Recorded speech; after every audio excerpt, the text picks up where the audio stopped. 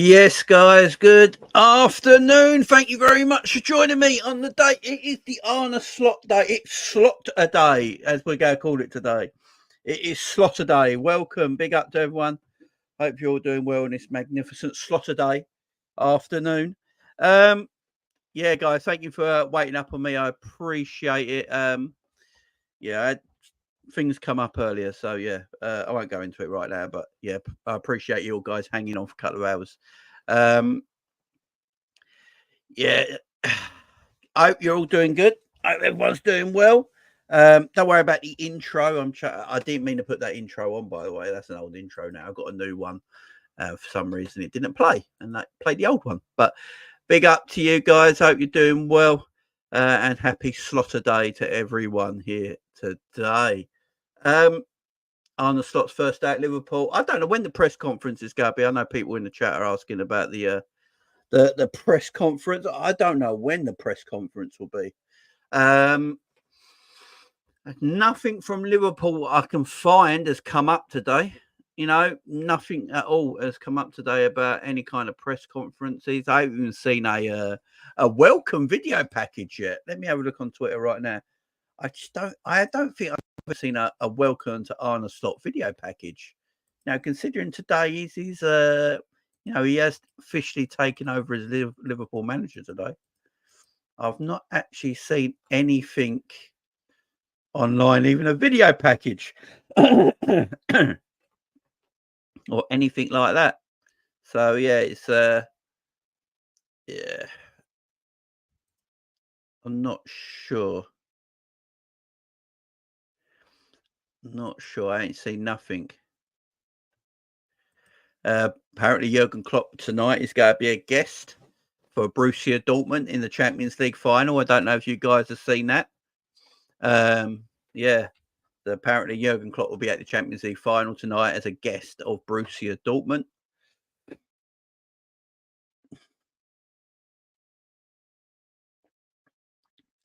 Can I ask everyone, right? I need to ask everyone right now, Risha. Why have Liverpool fans got such a problem with Arne Slot being referred to as head coach instead of manager? I don't get the issue. All I keep seeing is people saying, like, Arne Slot is a manager. He's not he's a head coach. That's his job. What is the problem with him being called head coach? Big up Edward. Yeah, I'll have a look, man. I ain't seen nothing about it yet, though. What is wrong with a lot of Liverpool fans got a real issue with Arne Slot being called head coach and not manager? Does it matter? Does it bloody matter what he's called?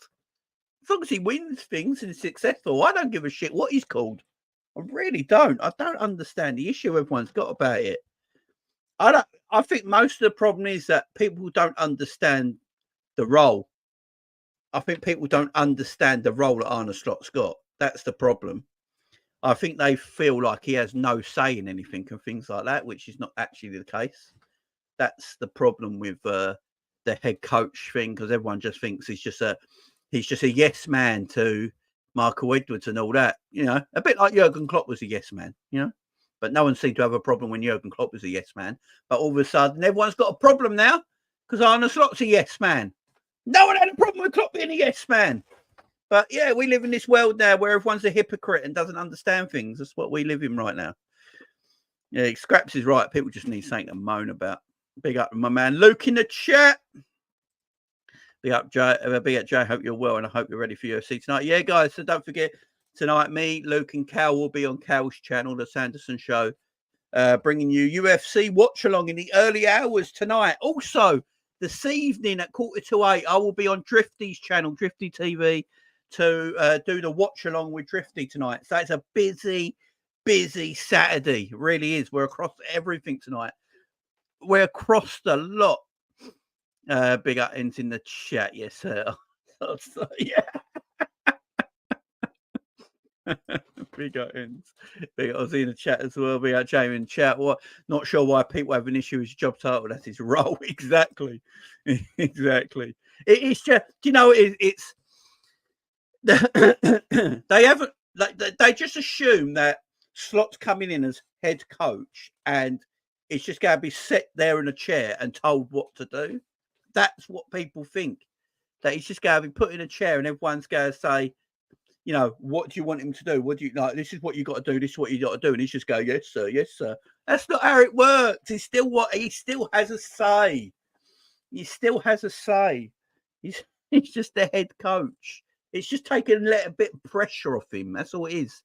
You know, basically, it is one for everyone that's a manager. In reality, has got a sporting director. If your football team has got a sporting director, then you are a head coach and not a manager. I'm just putting it out there. It's just the fact that we're using the term head coach. There you go. So in theory, Jürgen Klopp, when Michael Edwards was sporting director, was a head coach because he had a sporting director. There you go. For anyone who keeps moaning, that is what it is. You know, it's not like the old days when managers used to do all the work. Managers used to do all the contract side, the transfers and everything. It's the word manage the whole club. But now every manager, if they got a sporting director, is pretty much a head coach. It's just the fact Liverpool are using that term. Just does my nutting. People just don't know what to moan about. Constantly moaning. It does my poxy nutting. Absolutely gets my nut going. It does. It really does. Like, people already moaning. I've already seen it online today. We're officially now in the Arne Slot era. He's taking over as manager. He's got a lot of work to do. You know, he's in the right manager. Is he a gamble? It's like, Jesus Christ. He literally just walked through the door. And I see other people saying, oh, the Klopp era was, you know, Jürgen Klopp overachieved his whole time at Liverpool with players not very good, and Arne Slot's going to find it more difficult than whoever replaced Alex Ferguson at Man United and all this stuff. It's like, Jesus Christ, do you lot live in the most depressing times ever or what? Just go away. Stop supporting Liverpool, you depressing Mongols. You absolute fuck faces. Piss off. I am so sick and tired of everyone just jumping up someone's skirt constantly. Oh, these people, I'm telling you right now, these people are literally just hanging out the back of Jürgen Klopp. That's all they're doing. They got Jürgen there like that. Whoa! No one could be better than Jürgen. Whoa! This club's going to shit. No more Jürgen. Whoa! Jürgen's my man. Whoa! Finishing on his face. I mean, that's all we're doing here. It's all we're doing here. Just get away from it, man. Jürgen's gone. Jürgen's gone. Arne Slot is in now. You know, things are going to be different. Things could be better. No one knows. We're all on this massive journey together, man. No pause, guys. No pause. Let them have it. Let them have it. We're all on this journey together. Every single one of us are on this journey together. Yeah? We don't know what's going to come. Pause. We don't know if it's... We don't know if it's going to be shit. We don't know if it's going to be great. We don't know. We're on a journey together, and that's the fun of it. That's the excitement of it. You know? People just don't like...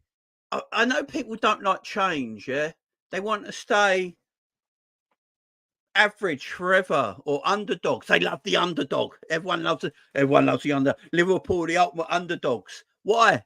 Why are Liverpool always underdogs? Why do I want to be? Let's get rid of this underdog shit. You know the reason a lot of Liverpool fans like Liverpool being underdogs? Because Jürgen Klopp underachieved in what he did, and they're scared to admit it. That's why they like the underdog tag. How can you be an underdog and then claim at the same time that Jürgen Klopp is the greatest manager walking God's earth? If you're saying Jürgen Klopp is the greatest manager in the world, how the fuck can you be underdogs?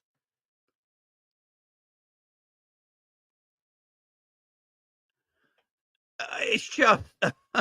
It don't make sense. Does it make sense to anyone else? Oh, Liverpool are underdogs. Liverpool are underdogs. We can't compete with everyone else.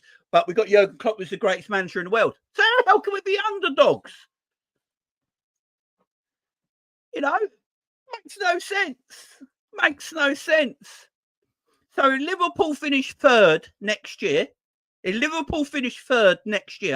and win, say, the League Cup again with Arne Slot, I don't want all these Kloppites that are sucking him off 24/7 to come out on social media and go, I told you it'd be shit.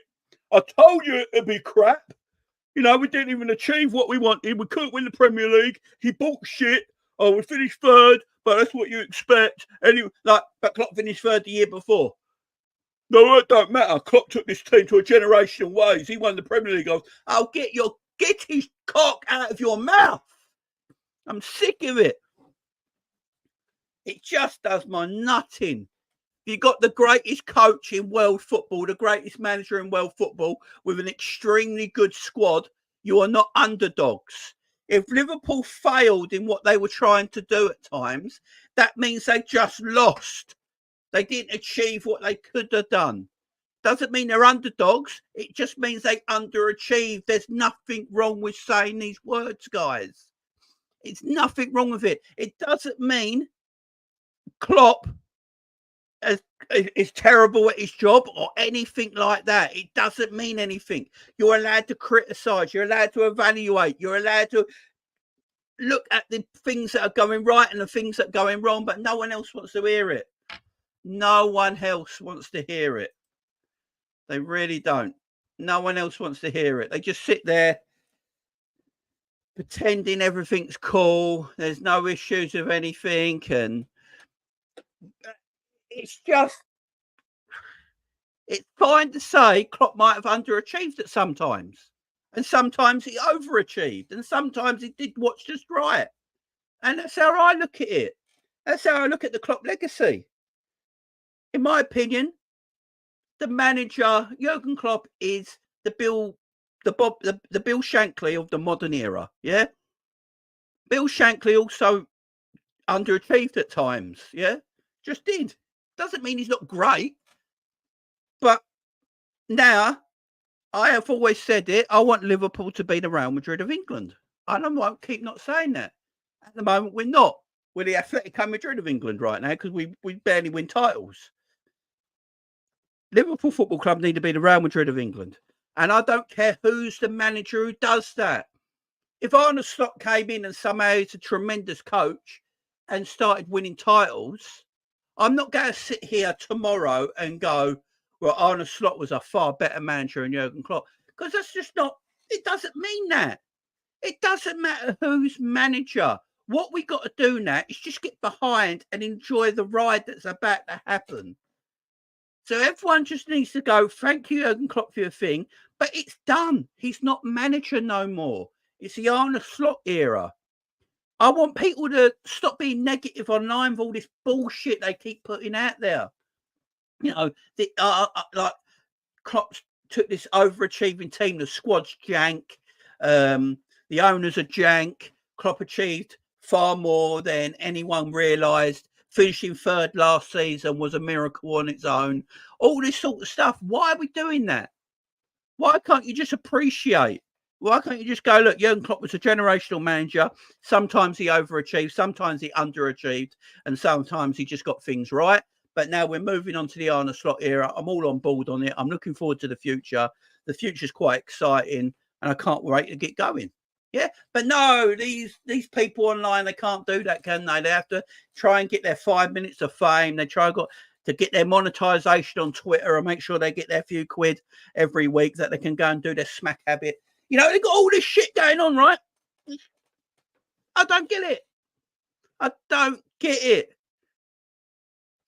I don't understand it. I'm just... I think a lot of the mentality in this football club in recent years, right? I think the mentality in our football club has changed. I really do. I don't think the mentality in our football club is about winning things anymore. I think it's about the journey more. I think it's about the journey and the process more than it is about winning things. I really do. I don't even think it's about winning multiple trophies anymore with some of the fan base. I think the fan base are happy getting to a Champions League final. If they don't win it, they're like, cool. There's no anger. I don't see anger ever. You know, Klopp's got to like 3 or 4 Champions League finals. He's only won one of them. And you could say, but the only team he beat in that Champions League final was Spurs. I don't see anger for him not winning the other ones. We always blame something else. Like in the Real Madrid Champions League final, we blame something else. We never look at ourselves and go, well, we lost that. You know, and this, our trophies mean more and all this sort of stuff. And we did it the Liverpool way. What's the Liverpool way? What was the Liverpool way? Like, what's the Liverpool way? I don't like. I keep hearing that recently. Like, Liverpool did it the Liverpool way when Klopp used to speak about transfers and money spent. Now, this is the other argument I hate right now, that people keep still saying that Klopp overachieved with FSG, right? And this is what I keep talking about with mentality, yeah? A mentality of everything.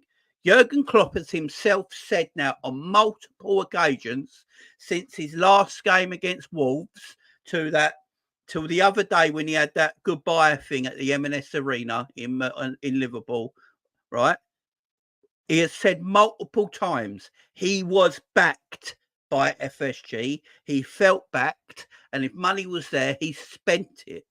Yeah, he said it himself. He also said it himself. We did it the Liverpool way. He also then took digs at Chelsea, Man City, and Man United. So that tells, you know what that tells me? It tells me two things.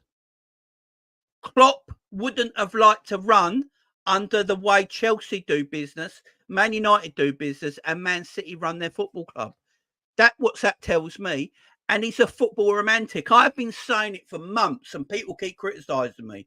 But Jürgen Klopp is a football romantic. He said it himself in that live show at the M&S Arena in Liverpool that he's a football romantic. He likes to do things the right way. He loves doing things the right way. And that's one of the things I do really, really respect Jürgen Klopp on, because I'm the same. I think football is so money orientated now that it's out of hand. It's so out of hand.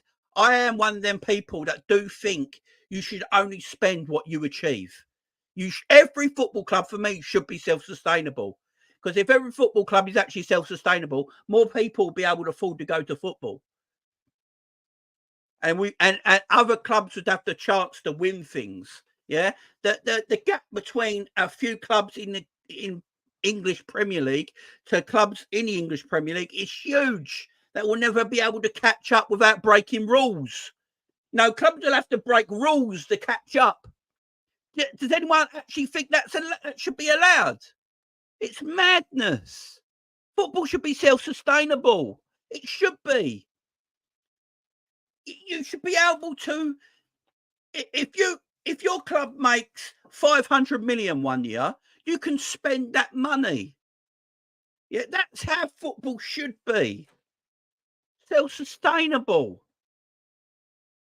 And so I've always been about that. So I agree with Klopp there. You know, the cheating in football is too much right now. The corruption in football is too much right now. So he said he did it the Liverpool way, and which I don't really understand that, but he said he felt backed. You know, he said he felt backed. And I don't understand why people still I don't understand why people still come out today and go, if Klopp was given more money, he would achieve more things. Jürgen has said it himself many times in the last week or so. He said it himself. One league title at Liverpool felt more to him than if he won multiple trophies elsewhere. It meant more to him. It felt special to him. The Champions League win felt special to him. The way we went about it as a football club felt special to him. So all these massive fans of Jürgen Klopp, these Liverpool fans that hold Jürgen Klopp in such a big light, here's what I'm going to say to you guys. Stop besmirching his name. Because what you're doing by saying if Klopp had this and Klopp had that, you're actually going against what Jürgen Klopp believes in. You're also going against what Jürgen Klopp has been saying. So, in fact, you're not really a Jürgen Klopp fan. What you are is a hypocrite.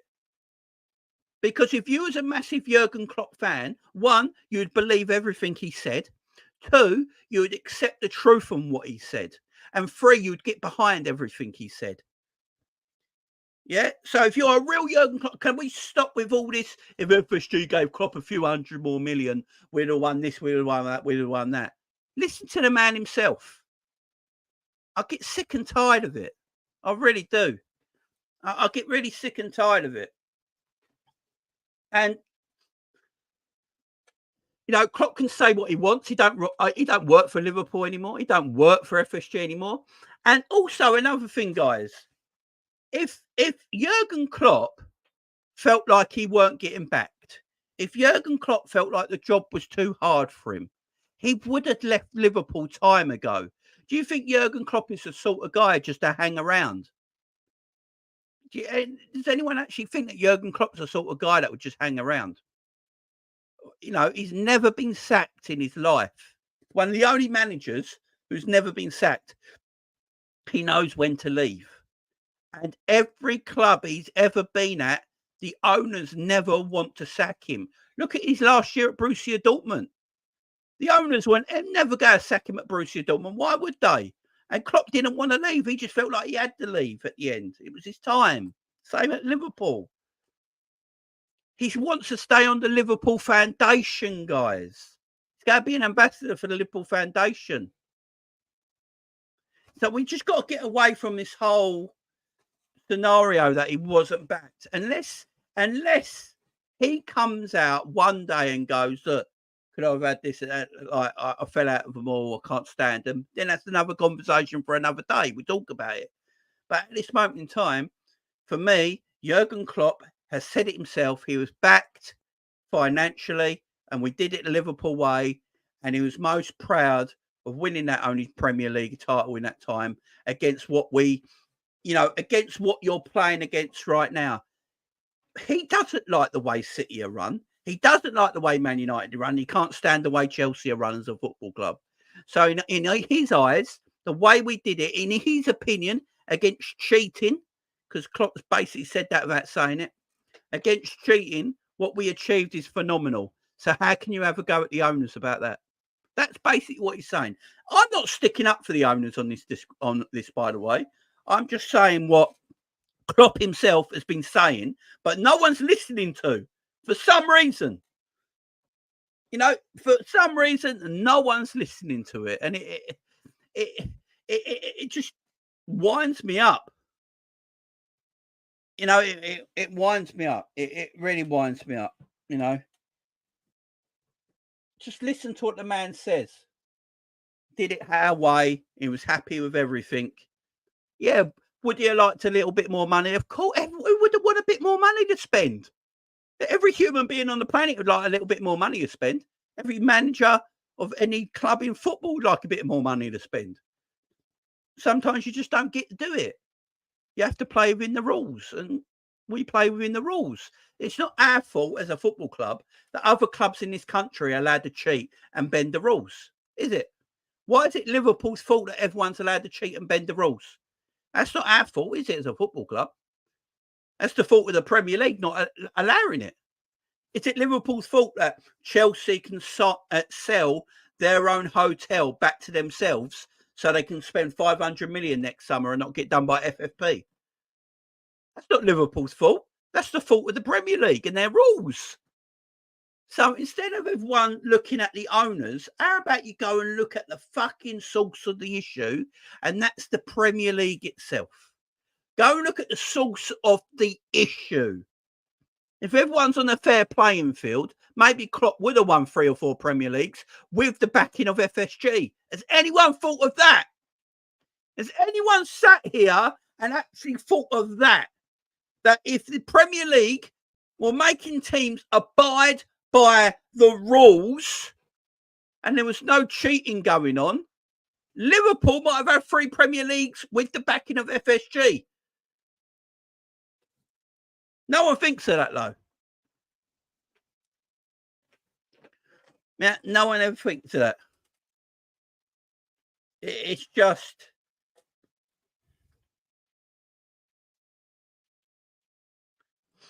And like I said, I'm not going to sit here and say that Klopp couldn't have been helped out more by FSG. He could have. He could have. I'm not going to say he couldn't have. But what I'm just saying is that I don't get on board and all this stuff that, you know, Klopp hated the owners. The owners never gave him enough and all that. Every owner could give managers more money, guys. Every owner. You know, if Arsenal went out and bought a striker in January, they would be Premier League champions now, probably. But their owner never gave them the money to go and get a striker in January. But if they did, they might be Premier League champions by now. They might even still be in the They might even be in the Champions League final tonight if they went out and got a striker in January. But they didn't. They didn't. So every owner, for me, can do more for their manager, in my opinion. Every owner could give a manager a bit more money to do this, to do that, to do this, to do that. But not all owners do. So, yeah, FSG could have gave Klopp a little bit more. But every owner could give their manager a little bit more, but they decide not to. And like Klopp said as well, FSG are in it to make money like every football owner is. And he's like big wow. Like every football owner is in it to make money. What's the issue with that? And I agree with Klopp. I'm not going against Klopp on this one at all. He's right. Every owner is in there to make money. I don't see the issue with it. I know a lot of people do. I know a lot of people see big issues with it. I don't get it myself. What do you want them to go under? Because that's the only other option. And football clubs don't make money, by the way, guys. They go out of business. So what do you want? Football clubs to make money and profit, or go out of business? What one does everyone want? What does everyone want? Clubs to make money and make profits year on, year out, or go out of business? Simple as that. I just get annoyed with it. I just keep seeing it online, and it does my head in. So I just thought I'd my rant over and done with there. But look, we're in the Arne Slot era now, and we're in the Arne Slot era now, and I'm happy. I'm intrigued. I can't wait to hear from Arne Slot. I don't know about you guys. I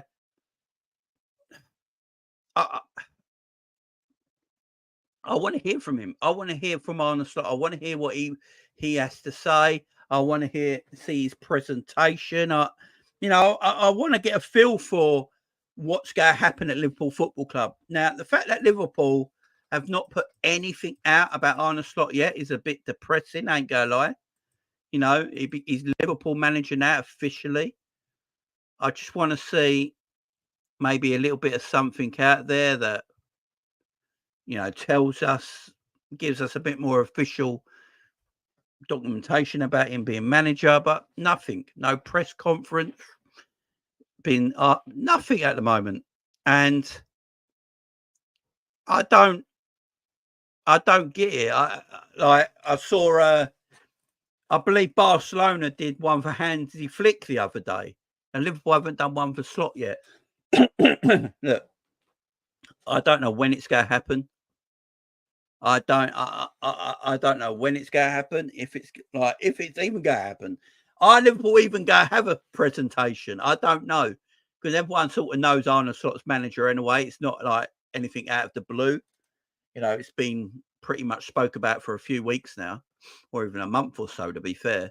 So maybe they're just like, yeah, we'll just get on with it. But I think us as fans really want to hear from him. I think us as Liverpool fans want to sit here and listen to a 10 or 15 minute press conference of Arne Slot. So we get to know him, he gets to know us, and we get to ask, see how he feels about the football club, what his direction of this football club is. You know, how much of a winner is Arne Slot? I want to hear it myself. Do you know what I mean? And then it gets me more excited. It gets me pumped.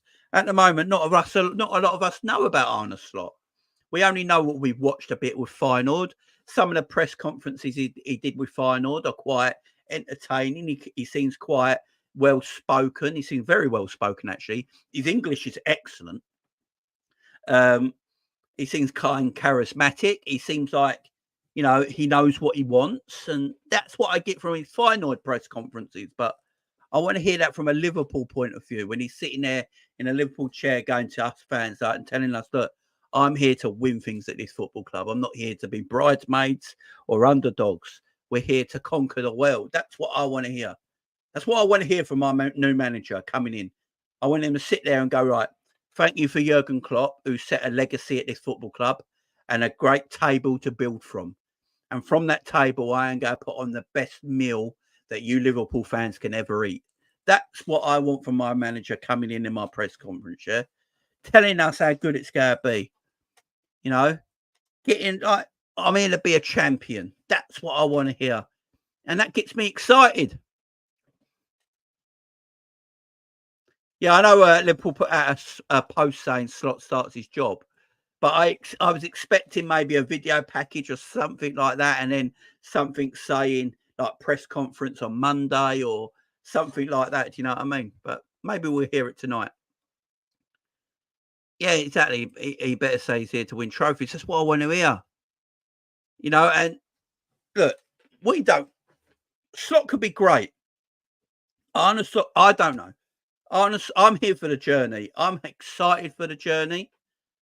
I'm really excited for the journey. I'm excited for what's going to come. Maybe a different playing style. I don't know.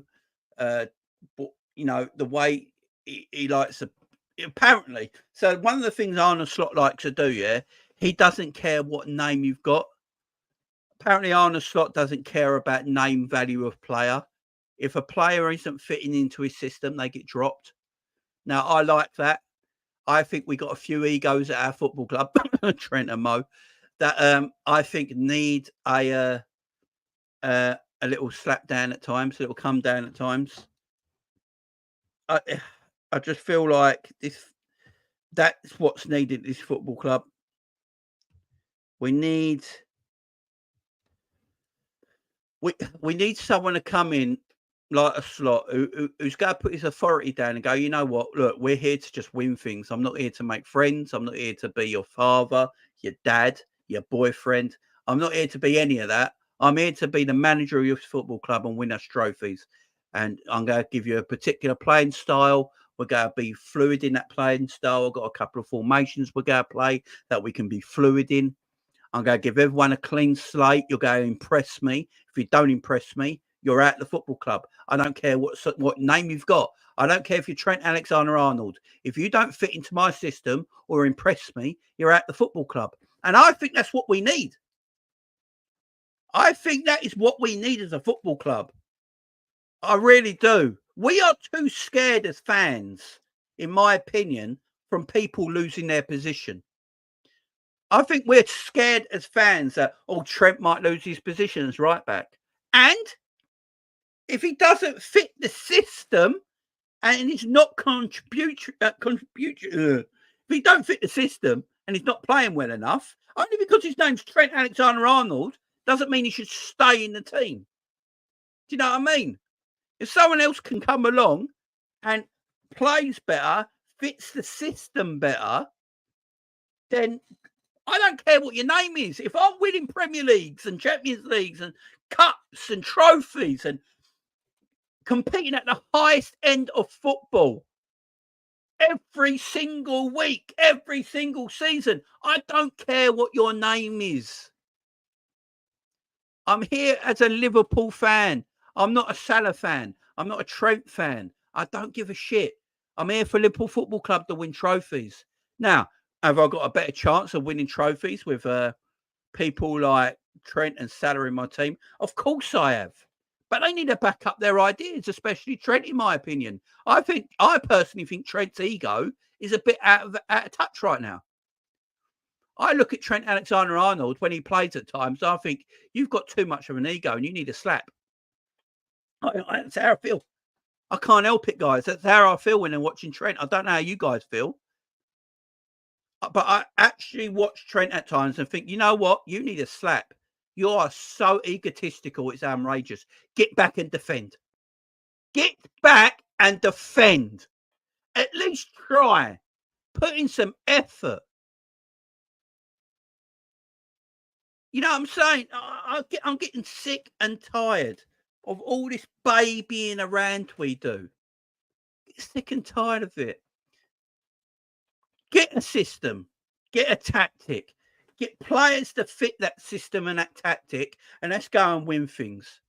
Let's go and be successful. We're Liverpool fucking Football Club, yeah? That's to put this name where it should be, at the fucking top, yeah? And let's stop pussying around. Stop pussying around from now on, yeah?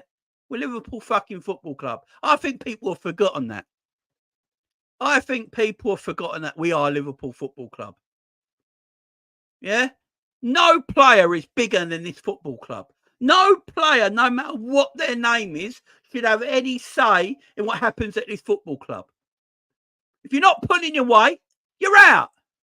Don't care who you are. I really don't care. Now, there's going to be some other content creators that will go, like, this player's undroppable, this player that, this player that, this player can never leave. Why?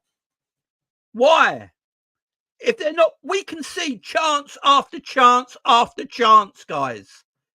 And the way we play is disgusting. And people are happy with it. Some people don't see a problem in the way we play. Some people don't see a problem with Trent being a defender. It's like, people don't see a problem with him playing inverted.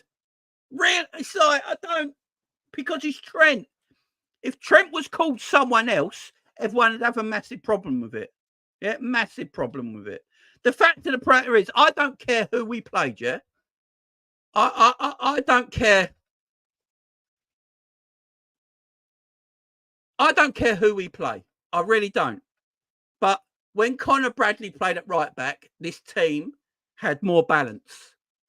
People might not like it, and people will go, but we played shit teams and stuff like that. We lost to Crystal Palace at home with Trent in the team. So don't give me this, we played shit team bollocks, yeah? We drew with Luton away. Don't give me this shit team bollocks. When Conor Bradley played at right back, we had more balance in our team. We had more balance. We had more balance. I don't understand why we made a system solely built around Trent Alexander-Arnold. We built a system. Go and watch that video of Pep Linders with Red Men TV. We built a system solely on Trent Alexander-Arnold. That's what the system's built around. Do you think that should be the case? Anyone here think that should be the case? Because in my opinion, when we changed Trent into the inverted position, we got worse. I know people will go, well, look at our points tally between when Trent started being inverted till this and all that. I can go back and look at points tally since Jürgen Klopp's been Liverpool manager. They're always really high towards the end of the seasons, beginning of the seasons. Always really high. So that's never changed, ever. So that example can't be that true. You can't really use that example. But we shouldn't be doing it, man. The whole team should be the system. How do I get the best out of Mo Salah? How do I get the best out of a 31-year-old Mo Salah right now? What is Mo Salah great at doing? Goal scoring and creating, right? So why do I want Mo Salah all the way out there? Like, Mo Salah's out here. This is Mo Salah. Here's the goal. Yeah? Why do I want Mo there so Trent can invert through the middle? I want Mo Salah, whose main strengths is goal scoring and creating, in the middle of the goal, around the 18-yard box. I want him there, yeah? Where he can be at his absolute best. Not by the touchline or the byline or whatever fucking line you want him by. It makes no sense. So you're not getting the best out of Mo Salah. It drives me mad. It really does. And I'm getting sick and tired of players getting privilege in this team. Too many players have got privilege. Robbo came back into the team. Why did Robbo come back into the team when Joe Gomez was playing exceptionally well at left back? Can anyone ask me that? Can anyone answer me why why does Joe Gomez get knocked out the team at left back when Robbo's fit again, when Joe Gomez was playing extremely well? Tell me. Why was Joe Gomez dropped out the team when he was playing really well at left back? Yeah, it makes no sense. Why was Gomez used like that? We were all hyping Gomez up. I don't know many Liverpool fans that weren't going, bloody hell, Gomez is doing a job at left back. He was doing a great job at left back. You know, Conor Bradley was doing a great job at right back. Leave him there. I don't care if it's Robbo and Trent. If Gomez and Conor Bradley are performing well and the team is playing well, leave Gomez and leave Conor Bradley in their fullback positions. Don't drop them. I don't want them dropped. They need to stay there. Now, Conor Bradley got injured, but he did get dropped before that. Leave them there. They're playing well. Just leave them. Name value don't bother me. If a team is playing well and players are playing well in a position, just leave him in that position. I don't care what the name of the player is, guys. I really don't care. I remember last year when Fabinho was playing really badly and Stefan Bajcetic came in and Stefan took Fabinho's spot. And everyone was like, yeah. Everyone's like, yeah, rightly so. Fab's not playing well. I don't get why we have an issue. And that's something I want Arne Slot to change this year. It's something I'm looking at Arne Slot to change. It's one of the big things that bugged me the whole Klopp era was favouritism. I'm done with favouritism. It don't matter the name value of the player, guys, and it brings me to transfers as well. It brings me to transfers as well.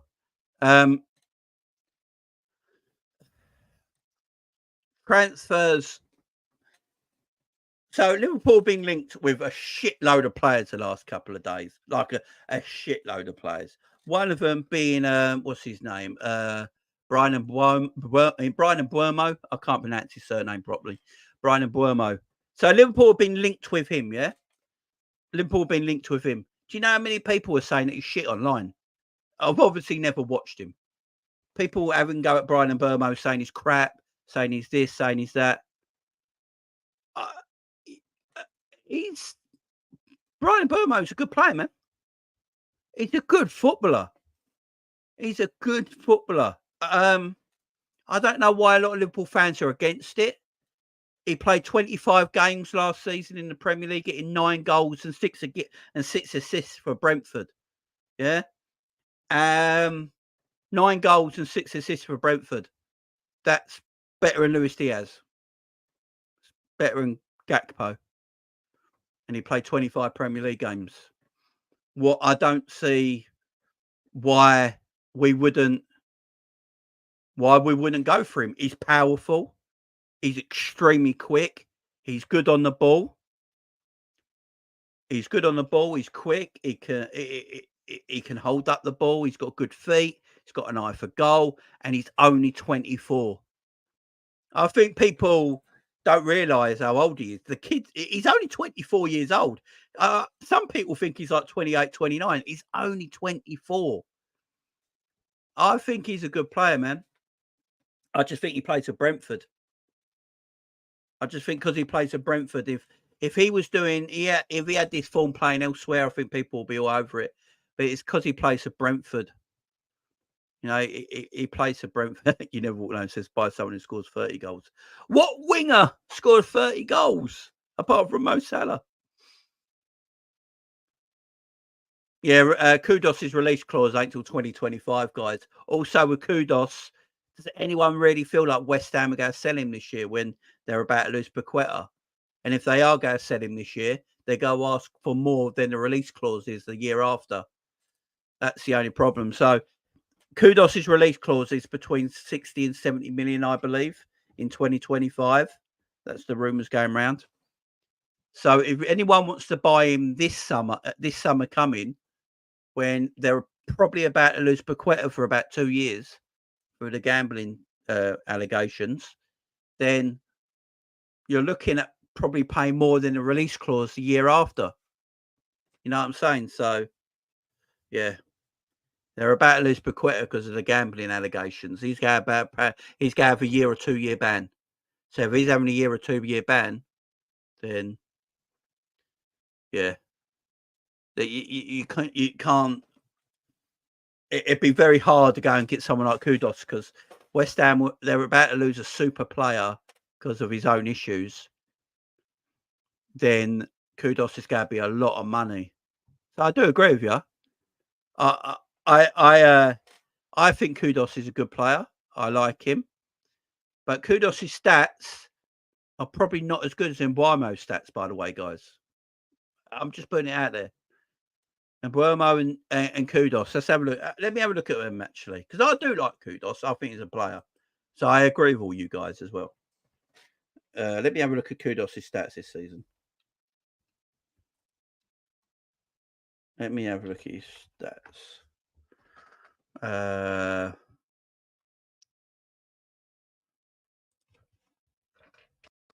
Mohamed Kudus.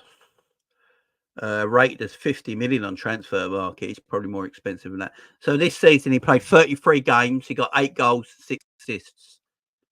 That's a good season. So he got 18 goals in all competitions in 48 games. That's a good goal scoring rate, guys. And remember, he plays for West Ham, who are not as attacking as Liverpool. So they're good stats. 8 Premier League goals, 6 assists. Got 5 goals in Europa. He got a goal in the League Cup. He got 3 goals in Europa League qualifying. So he got 18 goals in 48 games. Good stats. Really, really good stats for Mohamed Kudus. I like them stats. As a winger, that tells me he's a good player, man. And that's players I want. I want good players like that. I want talents. Now let's get Bryan and Mbeumo. Let's have a look at him now. Let's have a look at him. Let's have a look. Let's have a look, shall we? Oh, hang on.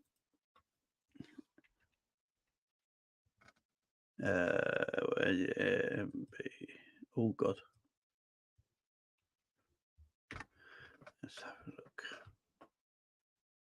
If it actually comes up. Oh, for goodness sake. Where is it? Where is it? Jesus Christ. It could be easier, couldn't it? Hang on, guys. I just want to, I want to check their stats, you know? I want to check their stats. I want to, because I like Bryan Mbeumo. Now, let's have a look at Bryan Mbeumo's stats. Obviously, he doesn't play in Europe. You've got to remember this. So, Bryan Mbeumo this season he's played 27 games. It's always played in all competitions. And the only competitions Bryan Mbeumo's played this season is Premier League and 2 games in the League Cup. That's all. So, no FA Cup and no European competition. So, he's got 9 goals and 6 assists in 27 games. And Kudus, 14 goals in 18 goals in 48 games. So Kudus played a double amount of games that Bryan Mbeumo did, but Bryan Mbeumo got 9 goals and 6 assists for Brentford. So there's not a lot between them. You know, there's not a lot between the two. The 2 wingers. So if we're looking at Premier League wingers that Liverpool can pick up, you're probably looking at Bryan Mbeumo and Mohamed Kudus as probably the 2 best. You know, they're probably the 2 best we can get out of the Premier League, in my opinion. You know, other people have been linked with Johan Bakayoko. Now, the Bakayoko talk could be something that might happen. Again, this is all noise at the moment. Nothing's for sure. But there has been a lot of talk about Bakayoko and, you know, obviously playing for PSV. It looks like he's going to get a big move somewhere this summer. Bakayoko don't look like he'll be at PSV next season, so he's going to get a big move somewhere. Yeah, I like. I gotta say, I do like Bakayoko. What I've seen from him, but for me, he'd come in as a backup. I think he'd come in as a backup. I believe he plays on the right side of the front three, don't he? He plays right wing. If he plays right wing, he'd back up for Mo Salah. We've been asking for Mo Salah backup for how long now? Bakayoko might be great Salah backup, you know. Might be great Salah backup where Mo don't have to play a few games. Bakayoko can come in. Maybe that's a good Salah backup for me. Maybe that's a good Salah backup. It's one I would look at. If I'm going to get a Mo Salah backup, I think Bakayoko could be that player, personally. And Bryan Mbeumo as well. He plays right wing, don't he, as well? So, see, the problem is if Liverpool sell.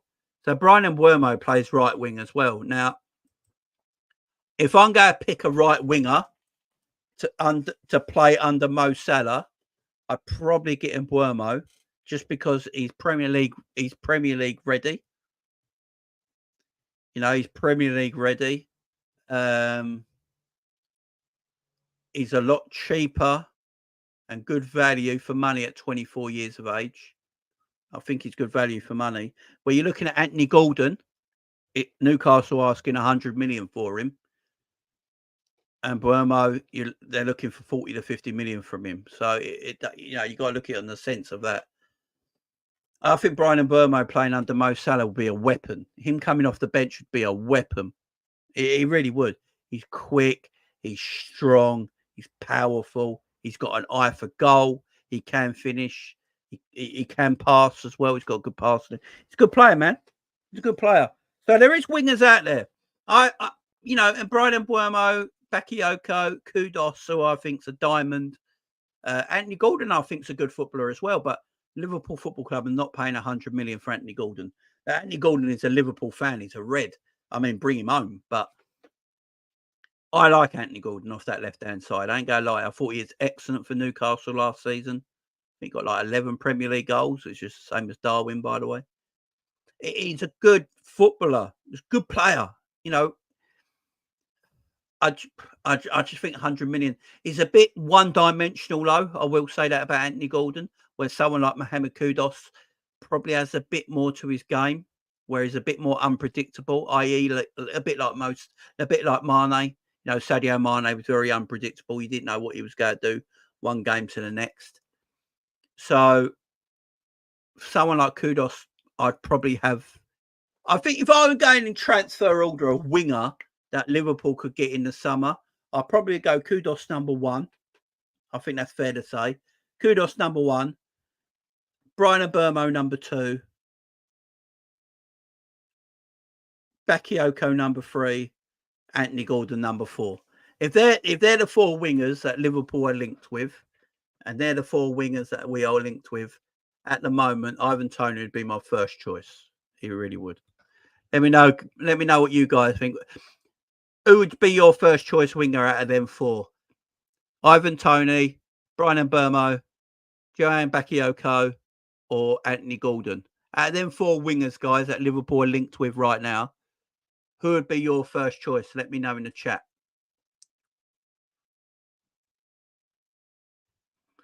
Let me know in the chat, guys. Let me know in the chat.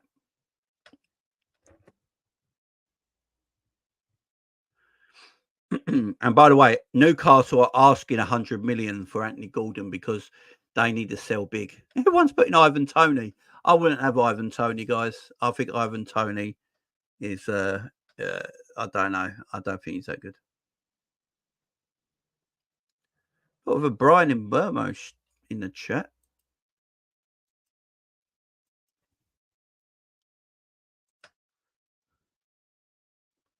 Number 1, Kudos. Number 2, Bakayoko. Honesty will know more about Bakayoko probably than we would. Bigger honesty. I think honesty. For honesty, to put Bakayoko 2 tells me that honestly, because he obviously watches Dutch football, so he would know. So he tells me something there.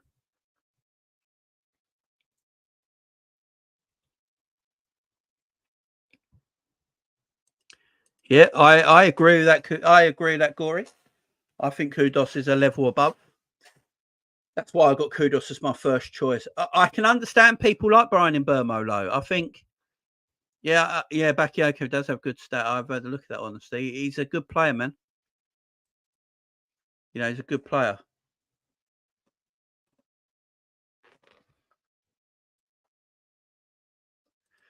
Most of them are average.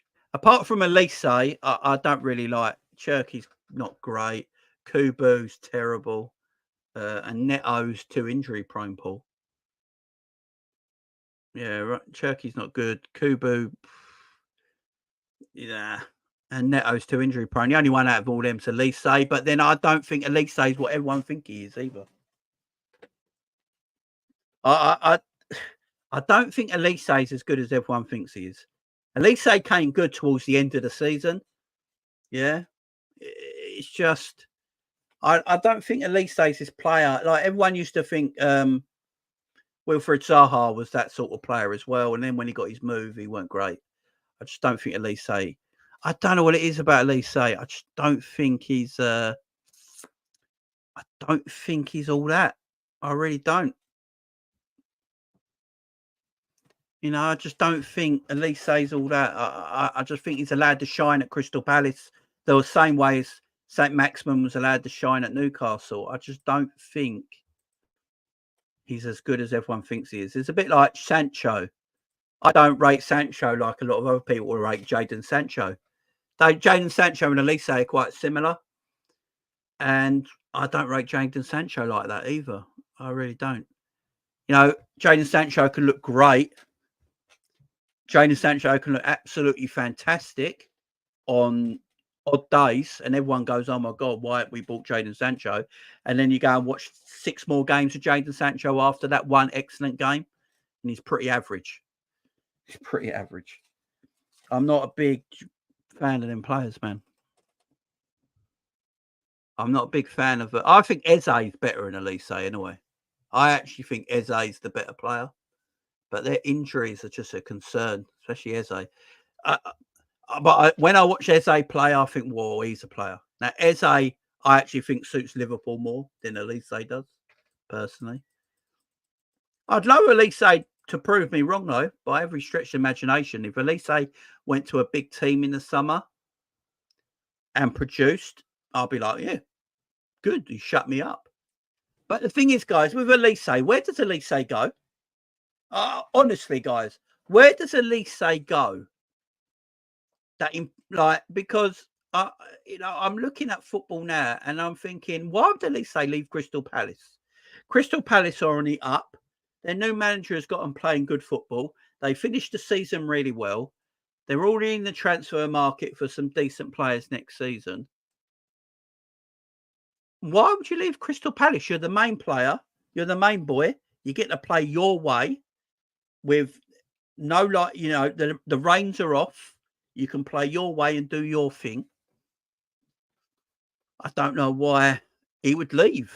I really don't know why Elise would leave, man. It makes no sense to me. I don't think he'd get in the City team. I don't think he'd get in the Liverpool team. To Man United he could go to, but why would you go to that mess right now? I mean, Elise is better than Anthony, obviously, but Man United are a mess. I'd rather stay at Crystal Palace. I don't know. Money. yeah, that's fair. I think Elise for his career. I think footballers move too quickly. Right.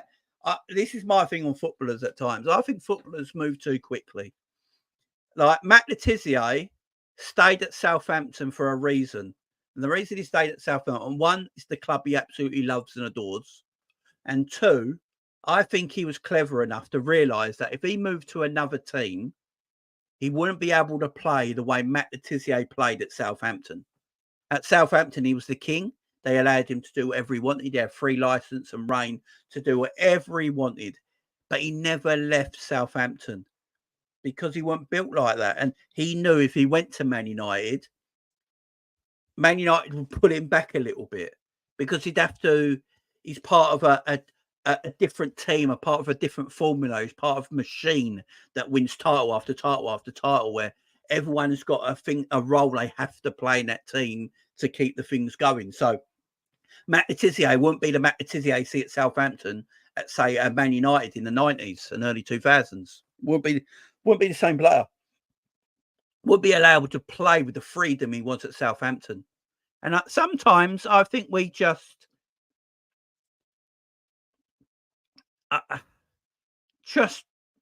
sometimes I think we look at players and I would say they lack ambition, or I mean, ambition is money at the same time as well, guys. You know, it's. I think if Elise wants to go to Man United and get the bag, good luck to him. But I don't think you'll see the same Elise you do at Crystal Palace. That's balling out regularly, because he'll have to do other things and jobs in that United team. It's a different world. It's a different world.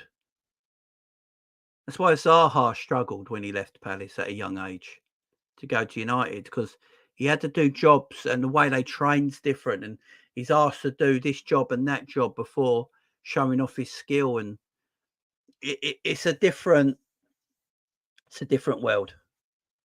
It's a different world. I would rather someone like Elise with the talent he's got stay at Crystal Palace and keep showing off your talent. Keep showing off your talent. Achieve something with Crystal Palace. Because if the way the Premier League's going right now, Crystal Palace could have a good season next year.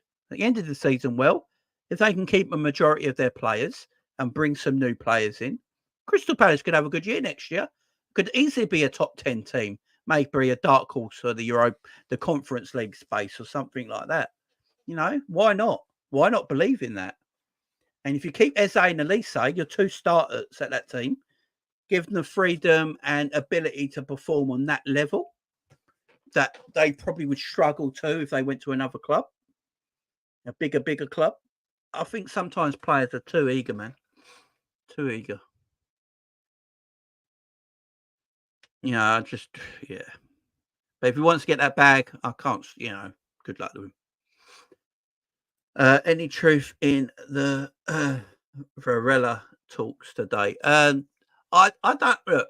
Varela and the Ederson is not going away. You know, Varela and their jobs, they're not going away. I think Liverpool now really are after a number 6. I think looks like it's definitely going to happen. We need a DM. That's one of the positions we need to fill, in my opinion.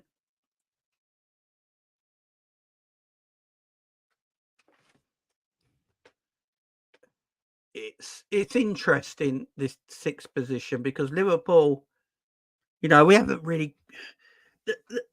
Us as fans have been craving for a DM for about 3 years now. We all saw that Fabinho before the year before last. What was it? 3 years ago now? 2 years ago, we all saw the demise of Fabinho happening in front of our eyes. The club didn't build on trying to get a DM at the time. Then last season they went to try and get a DM when it was too late. Really needed a DM the year before. The signs were there. And now you go in this season, you're looking at our team, you think, got quite a good squad. Our squad's quite good. There's just a couple of holes in our squad, and one of them's a DM. And yeah, the links have not gone away for Alan Varela and is it Ederson as well from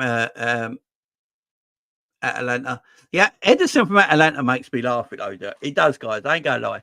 It does make me laugh that no one was talking about him as a DM months ago, and now everyone like Ederson's the man. It does crack me up, but that's the way football is, so I appreciate it. But if rumours are to be true that a certain our scouts were at Dublin last week watching Europa League final, and they were there to watch Cooper Miners apparently, but they come away falling in love with Ederson. If the rumours are to be true, then maybe Ederson is the one we're looking at. But yeah, it's interesting, man.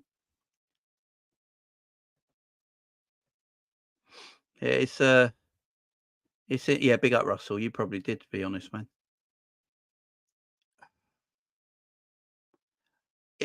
It's interesting. It's interesting. I think it's definitely going to be a 6. The Alan Varela one, so it's a bit. The Alan Varela links today are. I'm not going to say concerning, because my issue with it is that Liverpool could have got him last year for 8 million quid or 10 million quid. Now Liverpool going to have to get him for 60 million. I believe that's his release clause, ain't it? That's big up, Scottish. That's his release clause, isn't it? Like 60 million from Porto, I've heard. We've got a good relationship with Porto. Porto and us have got a good relationship, good working relationship. So it's maybe something we can do. But what irritates me is that why didn't we just get him last year? Why, with all this farting around, getting Endo, who I love, by the way. We all love Wataru Endo. We all love him. But all this farting around when we could have just got Varela last year before Porto did. You know what I'm saying? It's just like, I just feel like that's how crap our recruitment's been the last few years. This is what I keep saying about our recruitment and not everyone's understanding. Look, the way the players that we've bought the last couple of years and what we've got now, yeah, it's very hard to shift them because they've only been here a year or two. So you're looking at trying to shift players that we've only had for a year or two to bring these new players in. And that's going to be very difficult. Very difficult. We're hearing news today that big up to K-Mac, my co-host as well, who said the other day about Gravenberch. Now, looks like them rumours are true that AC Milan want Gravenberch. Yeah, they're the rumours right now. AC Milan want Gravenberch. Now, I like Gravenberch, and I think Gravenberch in a slot system could work. He could give him a bit of time and play him. Also, we do need good footballers on the bench. We do need a good squad. There's nothing wrong with Ryan Gravenberch being a good squad player and coming in and doing bits. We need that sort of talent. But apart from Ryan Gravenberch, Szoboszlai's not going anywhere. McAllister's not going anywhere. Elliott's not going anywhere. We've got a lot of midfielders there that are really hard to shift, guys. This is the issue as well. Are really, really hard to shift. And that's how bad our recruitment's been. Be out going to DSC. I think Varela will cost more than Ederson, so I think we'll get Ederson instead. I mean, I'm not going to sit here going to and pretend I know who's better either. Like, I don't know who's better out of the two. If Ederson and Varela are pretty much the same kind of skill set as a defensive midfielder, but Ederson's cheaper, then go with the cheaper one. You know what I mean? I'm not going to sit here and pretend I know who's the better footballer. People will have to tell me, because I ain't got the time to watch all these sort of players play. I think I've read that one. Big AA says later the pie, but I hope you're all right, mate. Yeah, good man, good.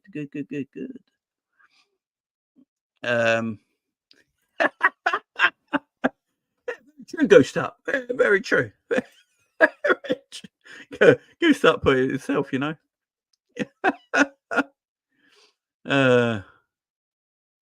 Quit mobile 6 exactly.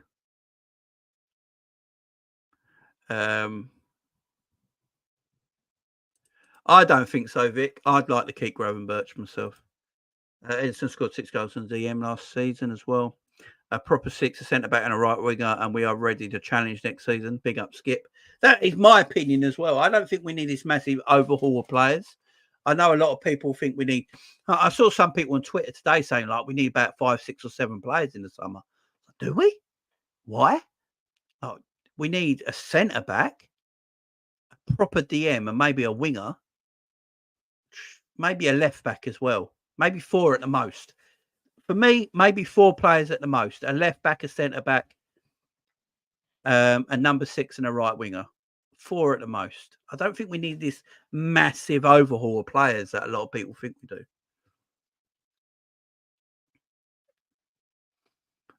Like Scottish Bear there says, like if Gravenberch is lazy in training, Arne Slot ain't going to put up with that and he'll be gone. They are, but you're not allowed to say that publicly. You're not allowed to say that publicly. If you say that publicly, people come at you, man. People come at you. Do you know what I'm saying?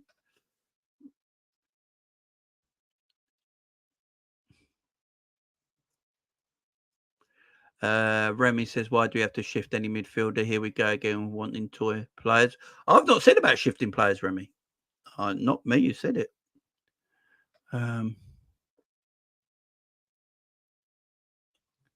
UK Trilly official says, big up Jay, where do you think we're finishing first season under Slot? So I will go with this. Do I think Liverpool will win the Premier League next season under Jürgen Klopp? The answer is probably no. But I think we'll finish in the top 3. So I think Slot has to finish in the top 3. Simple as that. So if I don't think Jürgen Klopp could have won the Premier League last year, next season, I'm not going to sit here and say Slot should either. So I'm going to say a top 3 finish, but I think we need to win trophies. The one thing I like about us is that our goal should be, so Liverpool's goal at the beginning of the season should be Premier League title. That should be Liverpool's goal. And you that's your goal. And if you can't reach your Premier League title, and if you know you can't reach it, you go to your second goal, which you must finish in the top 3 of the Premier League. But also at the same time, you must win trophies. Because Arsenal, as good as they are, and Arsenal are a fantastic side, yeah, pushed Man City all the way to two seasons in a row for the Premier League title, yeah, but they don't win anything. Ten Hag has won more trophies at Man United than Arteta has at Arsenal. Let that sink in. Let that sink in. You have to win trophies. So, top 3 Premier League title is what we should aim for. If that can't be achieved as the season goes on, then a top 3 finish, not a full finish, a top 3 finish is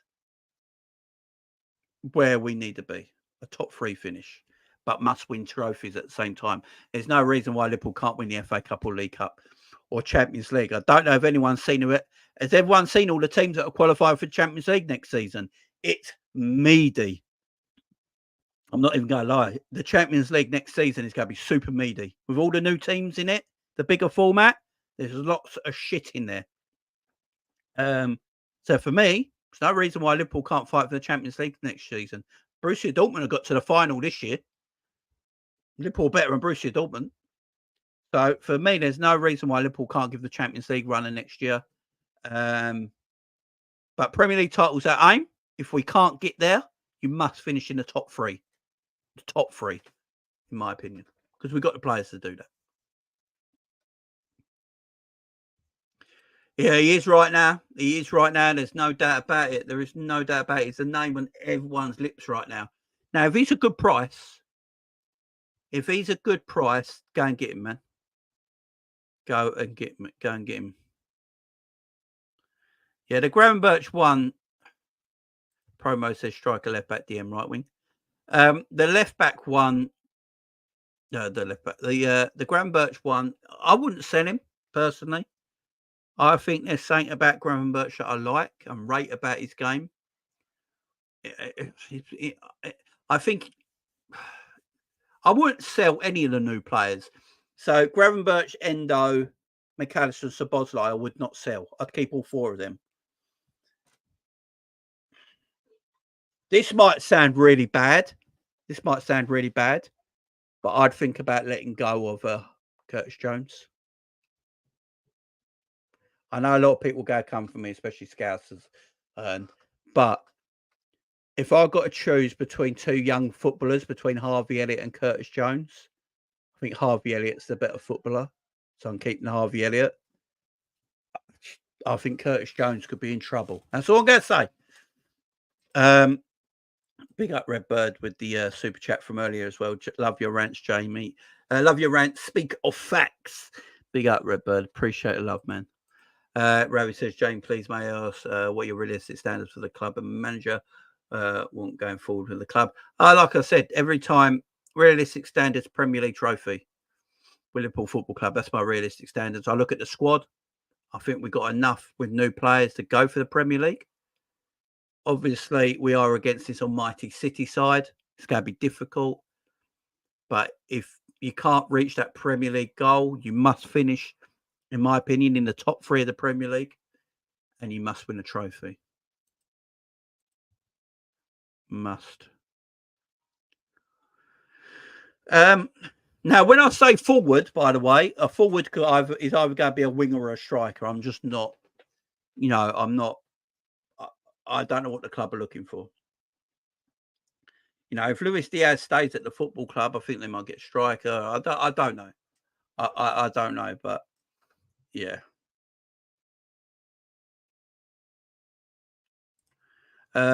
Do you think we'll address all the errors required to do in typical LFC, being a leave ourselves short again? Do you know what? It all depends what the club feels is a required and not required. That's the thing. So us as fans, we're never going to be satisfied because we're fans. That's the difference here, is that fans are never satisfied because us as fans, we always want more. And we don't understand why we can't have more because we're fans. But as owners and people who run football clubs, they might see things differently. They might see things a lot differently than we do. So I don't know, man. I don't know. That's my political answer anyway, gang.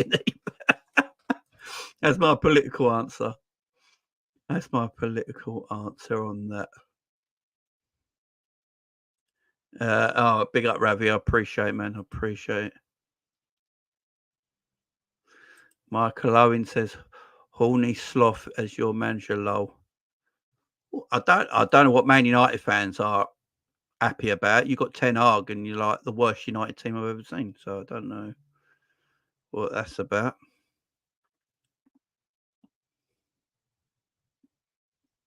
Let me get Darwin Nunez. Oh my God. Big up Max in the chat. Yeah, Russell, I agree with you a little bit. I think Craver, if he came to the Premier League, unless he played for a team like Man City, yeah, I think he'd have issues, man. I'm with you. I'm with you.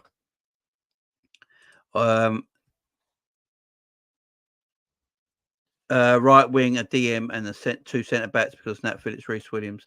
Even though I wanted to give them a chance, go and Sepp can go, so Sepp all can go.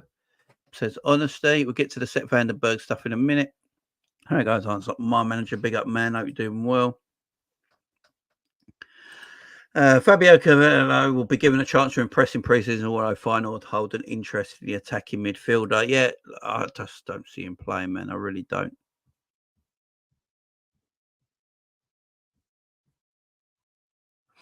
Ravi says, Jamie, I might sound frustrated in my comment, but we are Liverpool Football Club. We deserve the best of the best, and we're not just any club. No, I agree, Ravi. I agree, man. So I'm saying Premier League title is what we must aim for, but sometimes you can't always win your aim, but you must have success. Like this club is built on success. So if we can't win the Premier League, that's why I'm saying top 3 finish instead of top 4 finish. And we must win trophies along the way. And I look at the Champions League. The Champions League is quite meaty. I ain't gonna lie. I think Liverpool could go well in that with the players we got. So, yeah, they're our aims every year. Every single year.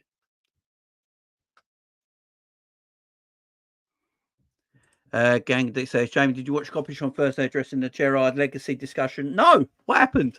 I missed it. Gangy, catch me up. What happened? What happened? I'm interested now. Gangy, quickly write it in. What happened? Anyone? I didn't see it. They're addressing the Gerrard legacy discussion. What's there to discuss? He's a legend. End of. What's the discussion? Do I have to ask? I'm with Drifty later doing the Champions League watch along, so I'll have to ask him. Big up stream Elements. Thank you, Stream Elements. Guys, if you're subscribing to the channel, let me know if you're new. Stream Elements is telling me right now that someone new has subscribed to the channel. So if you are that somebody new, let me know. Shout yourselves out so I can shout you out in the live chat. So let me know if you just subscribed. Big up. Cravo and Gakpo are going nowhere. No, Gakpo and I don't think Gakpo's going anywhere. Nowhere at all. What's your thoughts on the transfer kitty? No way Edwards came back with no budget for this team. I think his budget is bigger than any of us are thinking. So do I. I also think we'll go buy players without selling players as well, like we have done for the last few years. Do you know what this whole sell to buy thing is? Liverpool are not really a sell to buy football team, and they haven't been for a long time. But for some reason, I don't know what it is, only Liverpool fans get their knickers in a twist. I don't know if you're allowed to say that anymore, but I said it. Liverpool fans are the only fan base that get their knickers in a twist when we sell players. I don't know any other fan base that gets upset selling players. Because we sell players and buy players sometimes at the same time, everyone's like, we only bought them players because we sold them players. No, we sold them players because they're shit or we don't need them anymore. We bought better players. We're not actually sell to buy.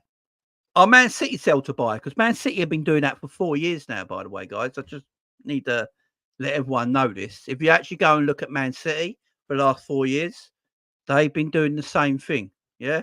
If you look at Chelsea, the whole time Roman Abramovich was at Chelsea Football Club, he pretty much sold all the youth team to get back the money that he spent. Yeah. Everyone does it. But for some reason, when Liverpool do it, we're sell to buy. It's crazy. It's mad. I don't get it. The only time Liverpool been sell to buy is when Coutinho left. But then we bought Virgil before we sold Coutinho. Everyone forgets that. Because everyone keeps going, we bought Virgil with Coutinho money. Not true.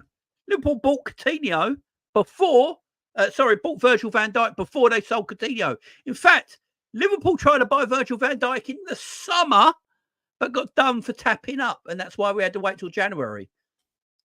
Everyone keeps forgetting that. Oh, yeah, we know they've been cooking the books, Emil. We know they've been cooking the books.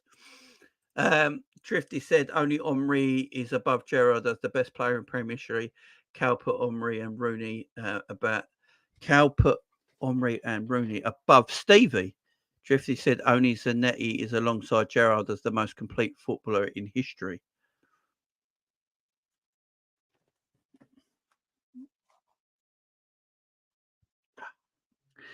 Come again.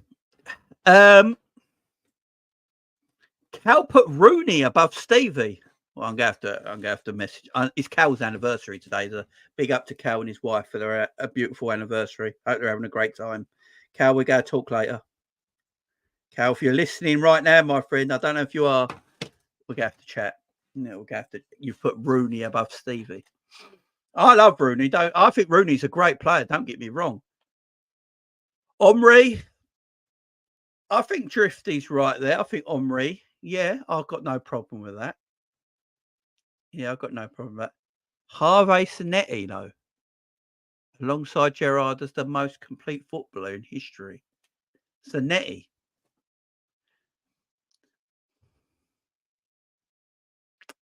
Zanetti's a good player, man. Oh, yeah.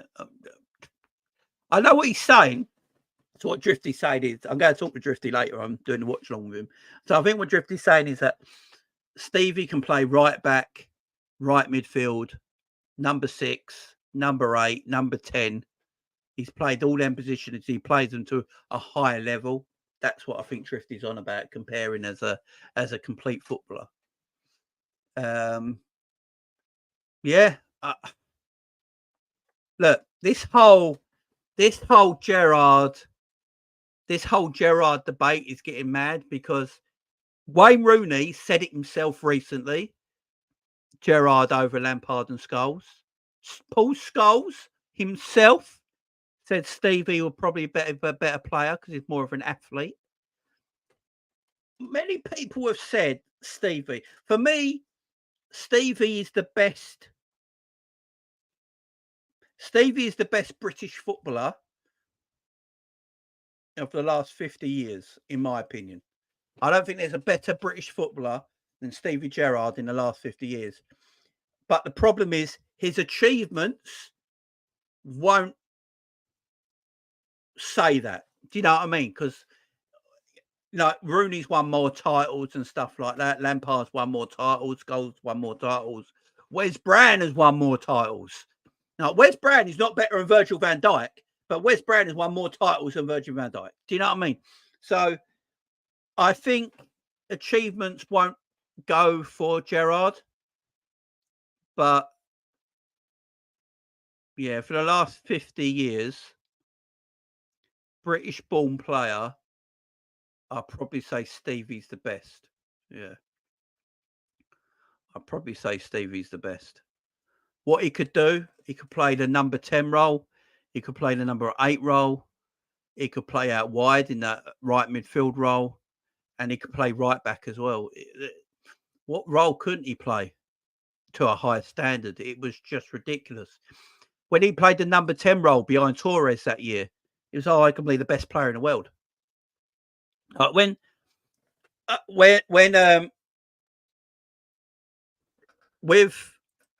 Gerrard played the 10 role behind Torres for Liverpool in Rafa Benitez season, Gerrard was arguably the best player in the world that year. Just never got the accolades, but he was arguably the best player in the world. He was untouchable. He played right midfield and scored 20 goals from right midfield. Everyone forgets that. He played right back. He could play when he got older. He dropped back and played a more deeper number 6 position. Yeah, Stevie was legit, man. I think the only player that can match Stevie is Wayne Rooney for me. That's about it. Jamie, I did agree with Cal, the only English player in the last 30 plus years. I put Rooney and Gerrard, easy. Rooney and Gerrard were. Yeah, Rooney and Gerrard. Yeah. I'm not going to sit here and say Rooney was shit because he was a Man United player and an Evertonian. I'm not going to be dishonest. Rooney was a tremendous player, world class man. Yeah.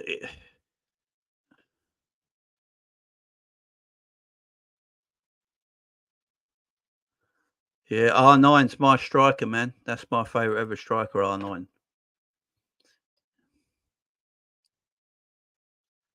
So Stanley Matthews. What's the Stanley Matthews got to do with anything? I said 50 years ago. What are we in? 2024. So what's 50 years ago? Like 70s? Big up my man. Hi, Jamie. How highly do you rate Roy Keane? Roy Keane was a good footballer. He weren't a great footballer. Don't get me wrong. Roy Keane was a very good footballer. He was never at a world-class level. But what Roy Keane was a world-class leader. So you had a world-class leadership and a very good footballer, and you mix that together, you get an exceptional player. Do you know what I'm saying? But he wasn't as a good footballer as a Gerrard or a Scholes or Lampard or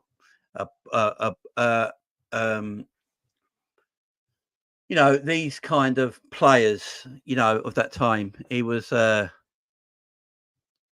he's a good footballer, very good footballer, but he had a world class leadership skills. And with that, you get the best. If I'm going best midfielders of my generation, if I'm going to go do a top 5 best midfielders of my generation that I grew up on, I'd probably go Iniesta number 1, Zidane number 2, Xavi number 3, Gerrard number 4. And who would I go number 5? Don't know who I'd go number 5, you know, but they're definitely my top 4. They're definitely they're my top 4. I was never a big Gaza fan. I thought he was overhyped. Yeah, they were my top. They were my top 4. Lothar Matthäus, maybe. I did love Lothar Matthäus. No, Clarence Seedorf. There you go. Clarence Seedorf. That's my top 5. In my generation that I grew up watching him play, Iniesta's my number 1. Zidane, Xavi, Gerrard, and Clarence Seedorf. That's my 5 top midfielders that I grew up, in my opinion, watching. Pavel Nedved was great as well. De Bruyne don't make my top 5. No. De Bruyne don't make my top 5. What does De Bruyne do that Gerrard can't? You know, what does De Bruyne do that Gerrard can't? Not a lot. Not a lot. Not a lot. I've got Modric as well. I just didn't feel like Modric was better than Zidane, Iniesta, Xavi or Gerrard at the time. And I like Clarence Seedorf, man. Clarence Seedorf was... I don't know what it was. I just really liked Clarence Seedorf. I really liked... That was my guy, man. But I think Iniesta was better than Zidane, and I will die on that hill. Don't care what anyone says. I will die on that hill. In my opinion, Iniesta was better than Zidane. Now, I'm going to see everyone coming at me right now. I will take bullets, but I think Iniesta was a better footballer than Zinedine Zidane. What can I say? Just might be my opinion only, but it's my opinion. Oh yeah, Gerrard's better than De Bruyne. I don't know what De Bruyne does that Stevie can't. I think we just live in a world now where we watch De Bruyne making these passes and these crosses, and everyone sits there in awe, like, this is the greatest thing I've ever seen. And they go, is it? I saw Stevie do that every week. I literally saw Stevie do that every week. Stevie did it in finals as well, unlike De Bruyne. I'm just going to put that out there. Rui Costa. Yeah, Rui Costa was a good player. Hadji. Hadji was basically the whole of Romania. Best goal kick, Alisson or Buffon? Oh, fucking hell. I'll go Buffon at the moment, but I think Alisson can get there. I'll go Buffon at the moment because Buffon's legacy is ridiculous, Russell. Buffon, I think it's the first world-class goalkeeper I ever saw. You know, I don't think a lot of people used to talk about world-class goalkeepers back in the day as much as they do now. But it all started with Buffon. I watched Buffon when he played for Parma, when he originally played for Parma before going to Juventus. Yeah, that guy is different, man. That guy is different. Roberto Baggio is up there with 5 best forwards I've ever seen. No doubt about it. I think someone said that about a minute. My 5 best ever. Here you go. My 5 best forwards in my lifetime. Wow. So in my lifetime, growing up, R9, without a shadow of a doubt. Can I just put the whole Brazilian front 5 in there? No. R9 and Luis Suarez, for me, are the 2 best strikers I've seen in my lifetime. I don't think there's been 2 better strikers in the last 30 plus years than R9 and Luis Suarez, in my opinion. I don't think Luis Suarez gets the credit he deserves. People, just because the things he's done off the pitch, obviously, and the stuff that goes with Luis Suarez, I get. But as a footballer, he's arguably the best striker of his generation. I mean, he really is. He's got it all. They're my top 2. Batistuta, Gabriel Batistuta, I absolutely loved growing up.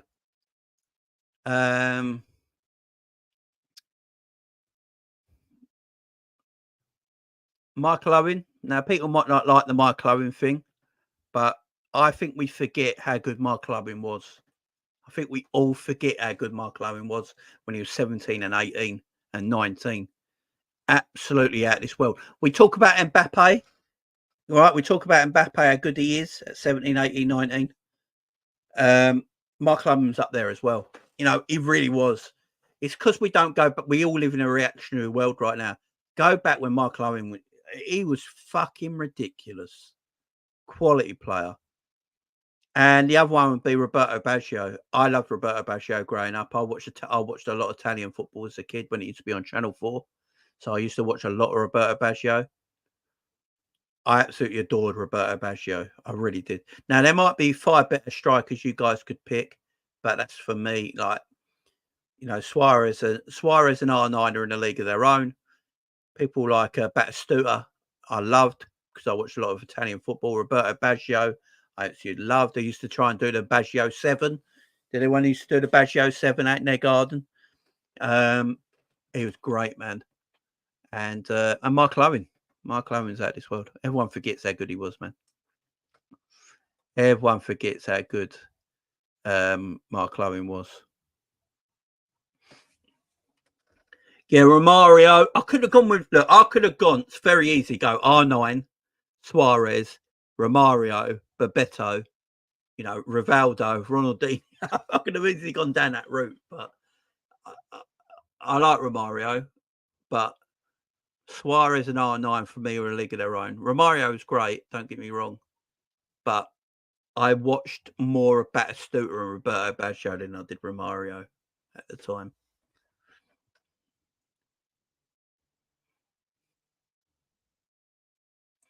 Yeah, he did, man. He did. Lewandowski is the greatest striker I've ever seen. Big up, Charles. Lewandowski is a great man, no doubt about it. You got Stoichkov in there as well, who pretty much carried Barcelona for a while with Romario.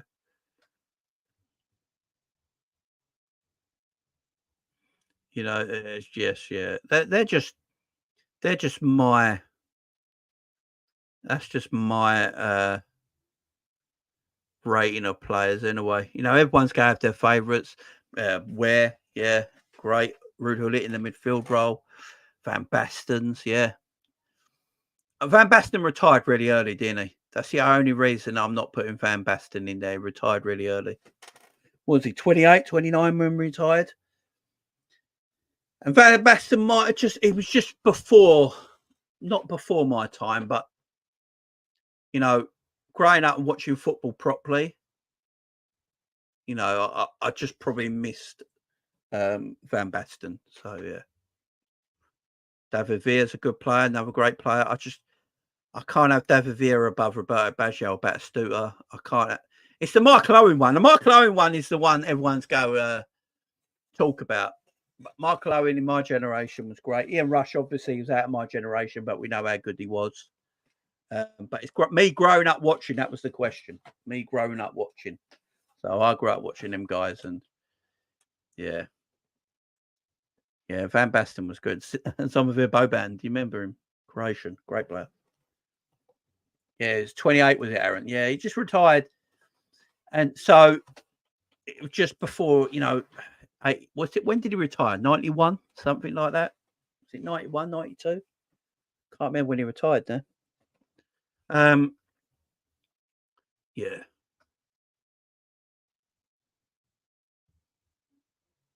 Yeah, Mark Owen was great, man. Mark Owen was great. Christian Vieri. Yeah. Christian Vieri gets in my top 10. Loved Christian Vieri. Loved Christian Vieri. He gets in my top 10, no doubt about it. Right, let me just get back to one bit more transfer news, guys. Sepp Vandenberg wants to leave Liverpool. And apparently he's not happy. I don't know if you guys have seen this quote going around today. Sepp Vandenberg wants to leave Liverpool and isn't happy with the £20 million asking price. Apparently he said, in quotes, "You haven't rated my confidence in me all this time, but you do want to hinder my future. Dutch and German clubs are interested in me." So apparently this is a quote coming from Sepp Vandenberg. Now, I don't know if this quote is true. This quote is doing all the rounds at the moment. Now, I don't know who Sepp van der Berg thinks he is. The club can ask any price they want. You're their player. The club don't want to lose you on the cheap. The club think you're worth 20 million quid. That's what they're asking for. Did the club rate him? Well, the club have said that they want to see Sepp van der Berg play this summer. Arne Slot apparently said that he wants to see Sepp van der Berg play this summer. That, like, I don't see the issue. I don't know what. I think that quote's bullshit, or it's an old quote that's just been resurfaced, and they put two quotes together. That's the only thing I can think about. So the thing that Sepp van der Berg said, I swear he said that bit about you don't rate me, let me go. I swear he said that a couple of years ago. And in the new quote of the 20 million, I think they've just stuck two quotes together. I really do. Yeah, I do, Daz. I remember that. It was it near your house. Cool, man. I think it's two quotes been put together, personally.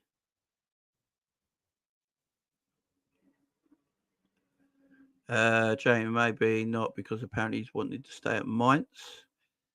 Yeah, I think he said that quote when he went to Mainz on the street. I swear he did. I swear I read something like that. It's just a weird thing to come out with, because apparently the club want to look at him.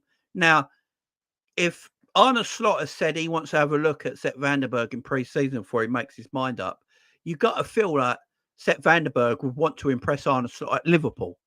You know, you got the chance to impress the new manager playing for Liverpool or staying at Mainz. So I can't believe that he said these things. It don't make sense. Do you know what I mean? And if he has said as well, you know, if he has said these things as well, it tells me he hasn't got the mentality at the same time to get rid. But I swear I've read that quote before, about a year or so ago. I swear he said, when he says, you haven't rated my confidence in me all this time and you're hindering my future. I swear he said that a year or so ago. I swear I saw that a year or so ago. I think that quote's bullshit. I'm going to say it right now. I'm going to say that quote. I'm going to say that quote's bollocks. I think they've put two quotes together, an old quote and a new quote, and joint it up together and put it out there. Sepp van der Berg's a good player, guys. If he's committed to the cause, I would keep Sepp van der Berg next season. I really would. What is he? 6'3", 6'4"? He's quick. He can play right back. He can play centre back. He's got ability. He's got a good pass in him as well. I would keep Sepp van der Berg, if personally. I would actually keep him. I think he's actually a decent player. The more I've seen, he's played a whole year at Mainz in the German league that everyone rates. We talk about leagues all the time. Everyone rates the German league. And the thing is, we're living in a different time. So a lot of people are saying he's not a Liverpool player in the way we play. We're living in a different time, remember, guys. We're not in the Klopp era no more. We're in a different era. We're in a different, we're in a different era.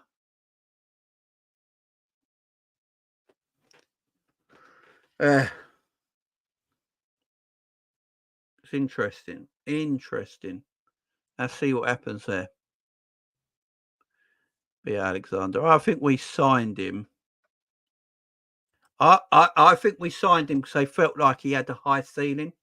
So if the rumours are true, when De Ligt was available from Ajax, Liverpool were looking at De Ligt, but Liverpool scouts believed that Sepp van der Berg would have a higher ceiling and will be a better player in the years to come over De Ligt right now.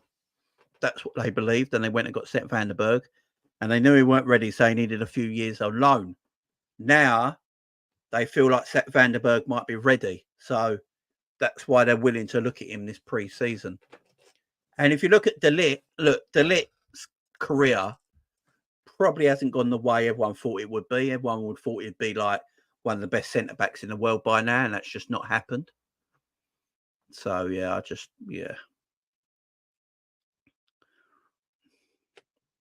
I would be surprised if someone like Bayern Munich got Sepp van der Berg, and then we'll watch Sepp van der Berg play at Bayern Munich and go, shit.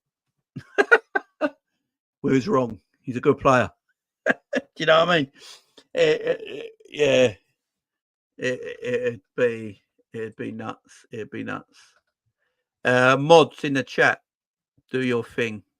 No spamming in the chat, guys. No spamming in the chat. If mods are about, if you could do your thing for me, I'd appreciate it. Big up LFC Aaron doing his job. Big up. Yeah, mods. Any spamming in the chat, just get rid of any spamming. Appreciate it. It ruins the live chat. And if they do it again after they come back, ban them. So if someone's spamming and you time them out and they come back and spam again, ban them. Okay, guys? Anyone who's a mod. That's what I want you to do, all right? The Ajax team from 1819, all those star boys that left, too many have gone fulfill their full potential. None of them have. None of them have, really. Not one of them. What one of that 1819 Ajax team have gone on to fulfill their potential, really? Not a lot of them. Not a lot of them. What is K-Mac under that on about?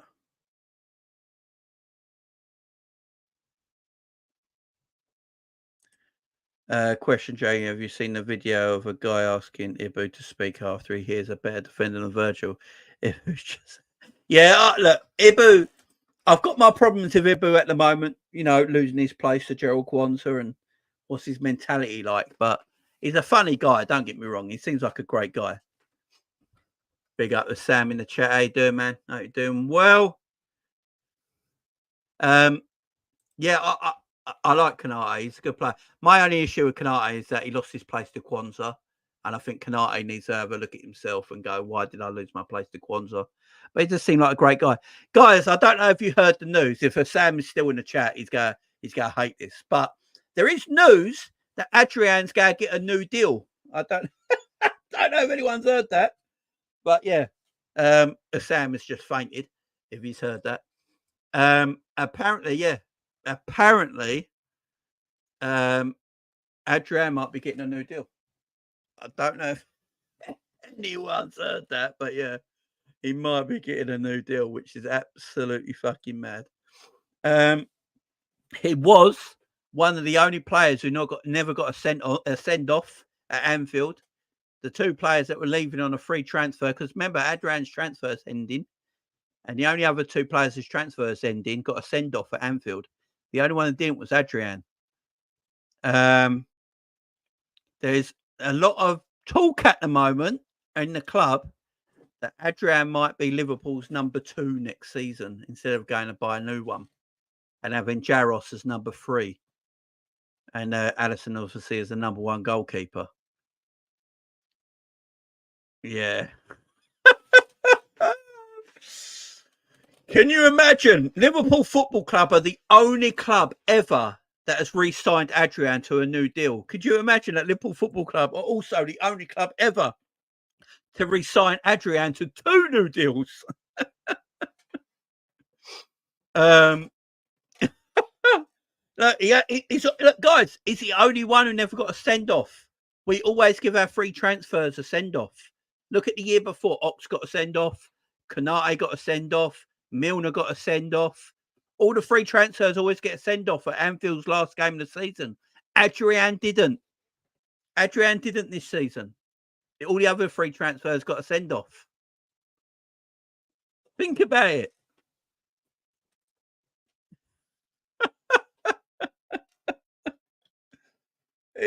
Yeah, that's the rumours going around. Look, rumours are rumours, guys. It would make me laugh though if we did. Part of me want the club to re-sign Alisson just to see the eruption online, just to see everyone go absolutely mental online that he signed a new contract. I'd laugh my head off. Personally, I think he'll probably leave, but there's been no sense of him leaving just yet. They like Micto says that it must be his leadership qualities, or it could be part of the coaching setup, maybe. You know, maybe it'd be part of the coaching setup. Maybe he'll be part of the coaching setup. Big up, Daryl. Hopefully, man. Hopefully, it'd be cool. Jane Benitez says Rodrigo's better than Jude. Thoughts? I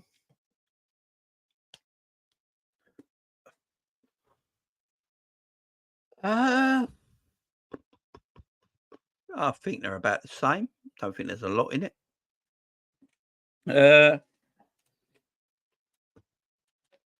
Anytime I've watched Jude Bellingham in a big game, he's not turned up. Can I just say that? I think Jude Bellingham is a super talented footballer who's got a massive career in front of him. So forget he's a young guy, but Jude in big games, what I've watched, he doesn't seem to turn up in, and Rodrigo does. Yeah, I think Rodrigo might be more of a big game player at the moment, but yeah.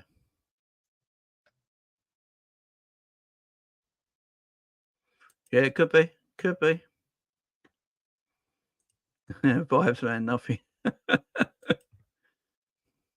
Exactly. Pay the toll. Let's all get behind the slot machine that we are. The sluts for slot. That's what we are. We're slot sluts over here. Well, that's what we're calling ourselves this season. Slot sluts. Well, that's what I'm calling myself anyway. Slot sluts. Sluts for slot. Here we go. Jude came in clutch against Barcelona. That he did. But I say I didn't watch that game. That's what I'm saying. Games I've watched that he played big in. That's why I'm saying games I've only watched, because there's games he would have probably came against big clubs in and scored and played well, and I didn't watch them games. But games that I've watched Real Madrid play with Jude in a big game scenario, Jude didn't really turn up in. I mean, he's got the final tonight. I see Jude could be excellent tonight and be man of the match and getting a winning goal against Borussia Dortmund. That'd be beautiful. I think Jude Bellingham's a superstar footballer, by the way, who's going to have a bright future and going to be one of the best players on planet Earth in the years to come. I just think people, overrate him a little bit right now. That's all. Big up, Sheen. Yeah. Big up to you, my friend. Big up to you. I hope you're doing well.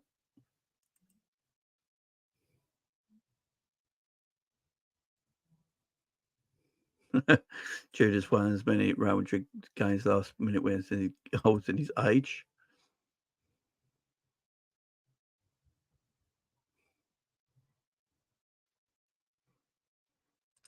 Oh my God, slot off it. Keep that piece of shit. Oh man. Yeah, I'm just surprised Adrian ain't left yet. I ain't lying, guys. I'm surprised Adrian ain't left yet. Let's see what happens anyway with Adrian. But the Sepp Vandenberg stuff's interesting. I think they're an old quote and a new quote put together. We'll see with Sepp Vandenberg. The club want to keep him, how he plays. 20 million's a good bit of money for him, though, considering we only bought him for 4 million quid. Gives us a bit more money to spend in the transfer market where we can upgrade on that kind of player anyway. So, yeah, let's see how it all goes. But, guys, yeah, obviously a lot of people do not want Borussia Dortmund to win the Champions League tonight after seeing who Borussia Dortmund side with politically. I'm not getting into all that. And their new sponsorship. So, yeah, a lot of people are not very happy at Borussia Dortmund right now and want Real Madrid win. I think you guys need to look into Real Madrid's shady business as well, guys. I ain't gonna lie. Jamie, where do you think Chris Palace can finish it? I think Palace ended the season really well. They got a good bunch of players there now. If they can keep Eze and Elise and keep them fit next season as well, add to what you've got in your playing style, top 10 finish definitely. Dark horses to Conference League. There you go. I am doing a watch along with Drifty tonight on Drifty's channel. So make sure you all go over there and subscribe onto Drifty's channel, guys. That's where I am going to be tonight for the watch along with Drifty. What I'll do, I'll read to Drifty's channel, guys, and then you can go over there, put your notifications on, And as if Drifty's got his things on. Otherwise, if I can't, I can't. Let me see if I can. I don't know if Drifty's got his. I can't. No, he hasn't got his. He hasn't. Oh, there we go. There we go. Right, I can redirect. So what I've done, I've redirected you all to Drifty's channel, guys. We don't start till later tonight for the Champions League final, but go over to Drifty's channel when this finishes. Subscribe, put your notifications on, and watch us tonight in the watch along over there, guys. I'd appreciate it. Guys, that's me done for today. Thank you very much for joining me. I appreciate it as always. We are Liverpool, guys, and remember that we are Liverpool, and we deserve the best, and we deserve to be the best. So peace out, guys. Much love. Have a great weekend. See you later on for the watch along.